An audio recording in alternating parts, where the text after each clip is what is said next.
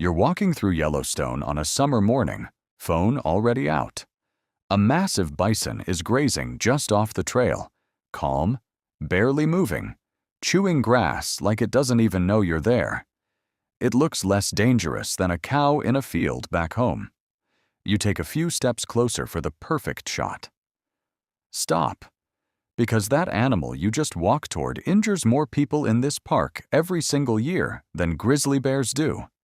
It sounds backwards. Bears get the warning signs, the safety briefings, the bear spray sold at every gift shop. But year after year, bison are responsible for more documented injuries to visitors in Yellowstone than any other animal in the park, bears included. Rangers see the same pattern repeat every season.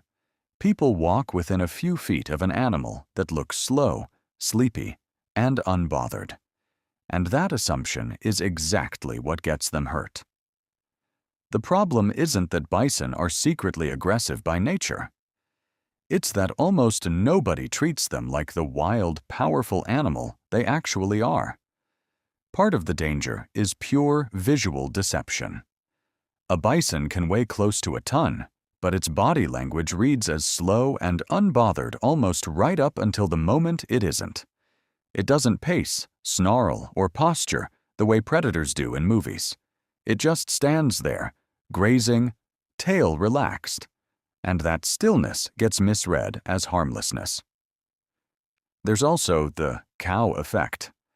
Bison look like an oversized version of livestock people have seen their whole lives grazing peacefully behind a fence. But a bison has never been domesticated the way cattle have. It has no learned tolerance for humans walking directly up to it, and every instinct it has is built for a wild, threat-filled environment, not a parking lot full of tourists. Before a bison ever charges, it almost always gives a sequence of clear signals, the same signals rangers are trained to watch for. The tail is the first tell. A relaxed tail hangs loose, but a tail raised straight up or curled means agitation is building fast. Next comes the head. A lowered head aimed directly at you is a bison preparing to use it as a weapon, not a curious gesture. Then there's the sound and the ground.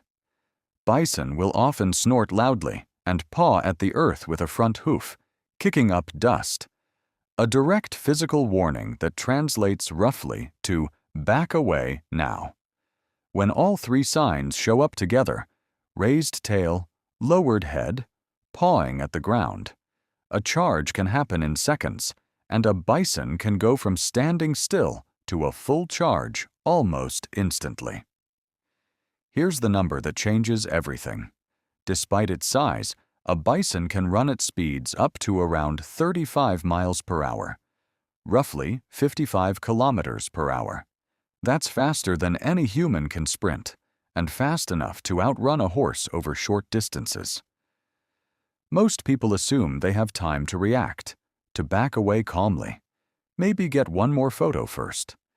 In reality, the gap between warning sign and impact can be closed in under 3 seconds at that speed.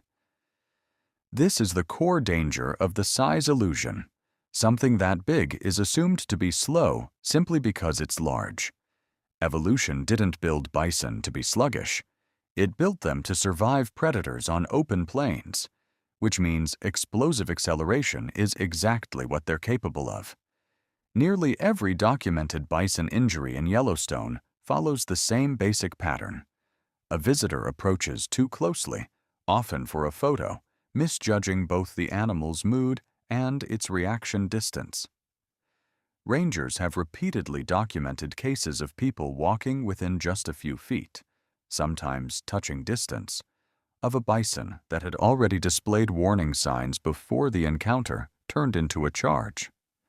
What's striking is how preventable nearly all of these cases are. The animal wasn't hunting anyone.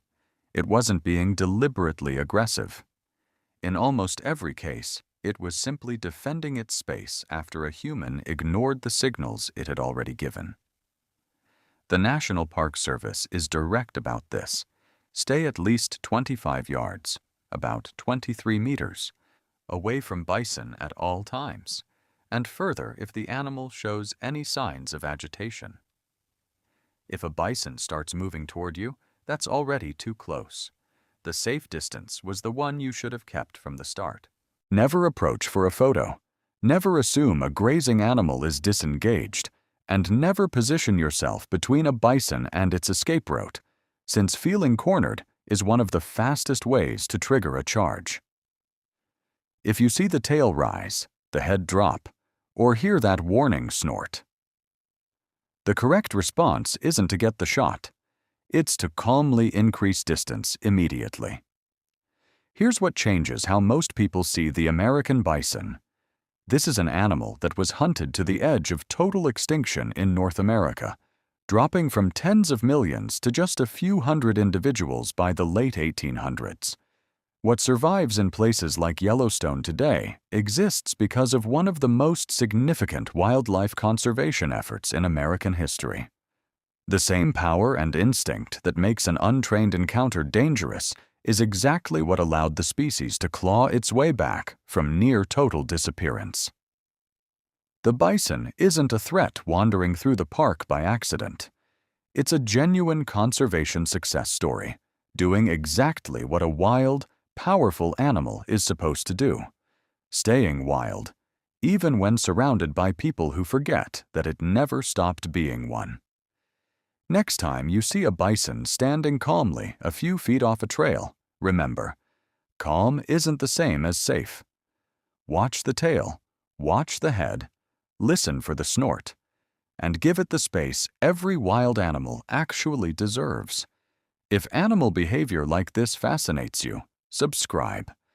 There's a warning sign hiding in almost every creature we cover next.